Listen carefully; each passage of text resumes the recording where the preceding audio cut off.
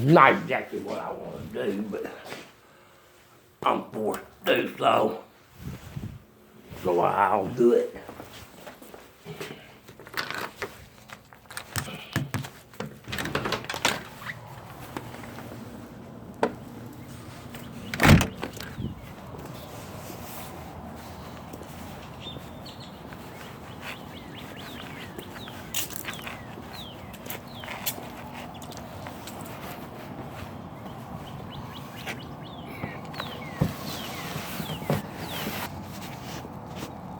See that? Where I'm going to be dumpster diving, okay.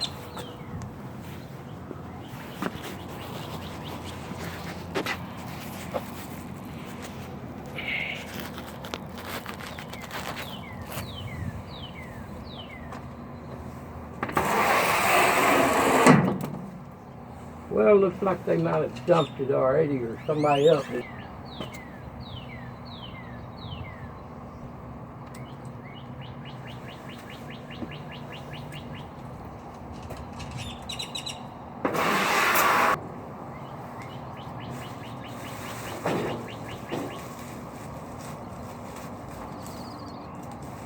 Yeah.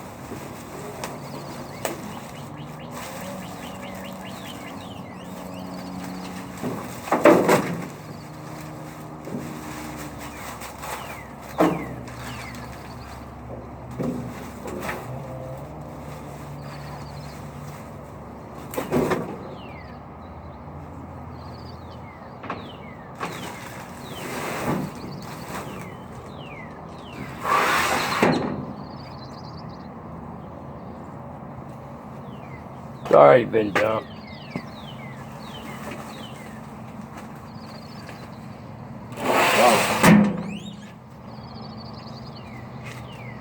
If I threw it away back, gone. Time to call my credit card company and cancel my credit card and my debit card and everything you gotta do. I don't, the cash is gone. I ain't worried about the cash because, you know, God will provide more cash. He has a way of doing that for me. And I appreciate him for it. Thank you, Lord, for taking such good care of me over these last 4 years, keeping me safe and healing my wounds and my injuries and doing what God does for folks. That's all it is. I'm nothing special. We're all the same, brothers and sisters. We're all the same. I just happen to have been shown something that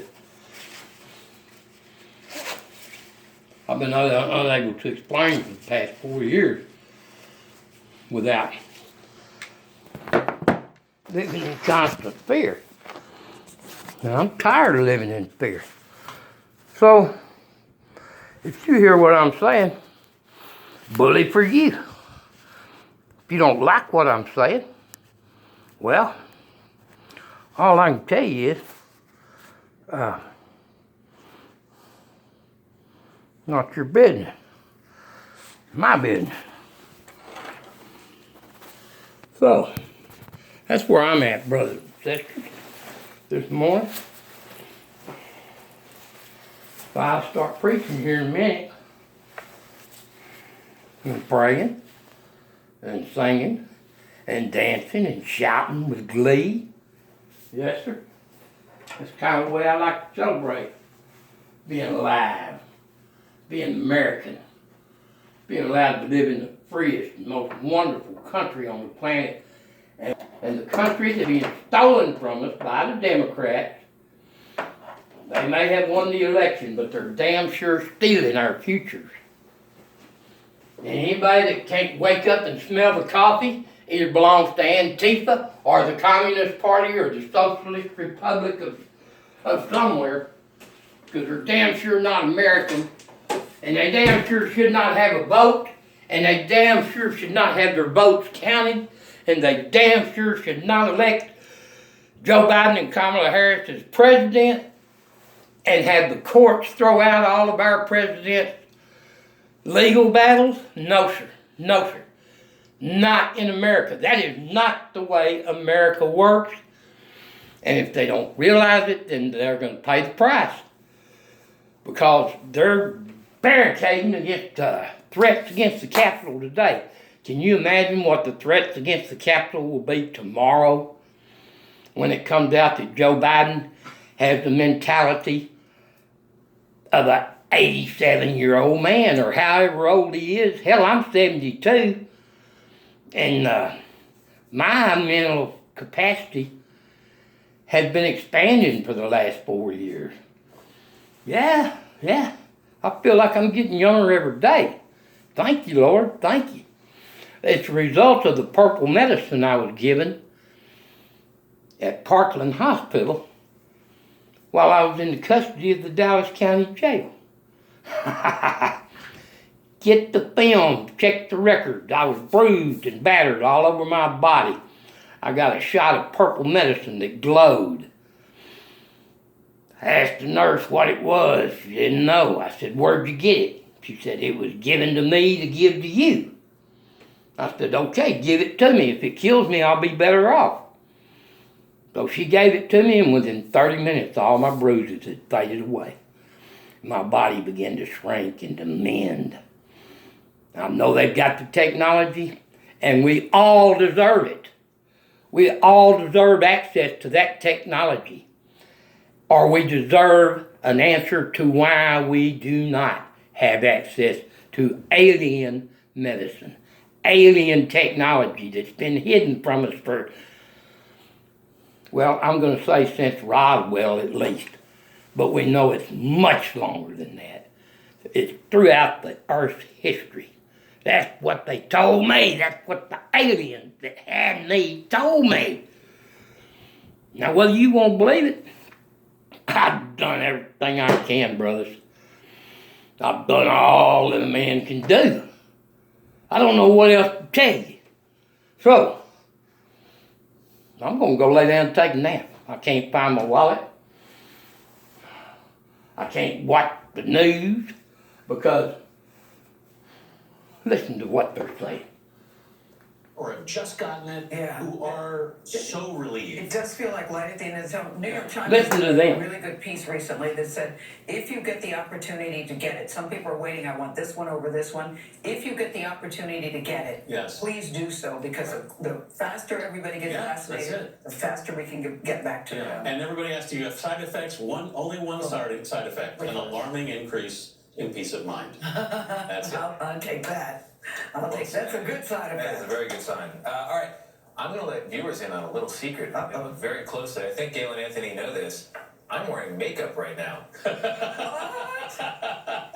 I'm wearing makeup as we Be speak. proud, Tony DeCoble. Yeah. And I'm not the only one. More men are buying makeup. So back in 2018, already more than half the male population reported that they sometimes use facial cosmetics like foundation, concealer, or BB cream. They've done it at least once in their life. Well, the pandemic has accelerated this trend. According to Google searches for men's makeup, they have jumped 80%, according to the marketing firm. Unbelievable. Now, men are paying attention to how they look, and that means big money for these different companies. Unbelievable. I think this is a really positive development. I don't think the question should be, should men wear makeup? I think the question should be, do men want to wear makeup? The answer is yes. Yeah. Go for it. Yeah. Yeah, go ahead and wear it. I think it's good you put it out there.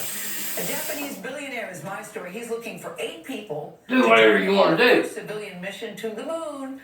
Is an entrepreneur. Before the government tells you you can't do it anymore. Mazawahi. He's paying for the trip. All you Take need your to do lives is back. apply. You don't need a scientific background. He wants passengers whose creative work will benefit from going to space. At first, though, he wanted to recruit artists, but now he's loosened the requirements. In his words, if you see yourself as an artist, then you are an artist. The Dear Moon mission is scheduled for 2023. Will fly on. Well, I'm an artist. I want to go to the moon. So for all of its test flights, I want to get off this fucking rock. We're gonna work that out. Because we got a base up there and maybe I can get into it. Open by talking there's an age card. They'll work it out. We showed it to Color and What to Watch. Now, the registration deadline is March So, 15th. That's Fly me to the moon and let me entrepreneurial. play among the And stars. all the time you spent on the moon together.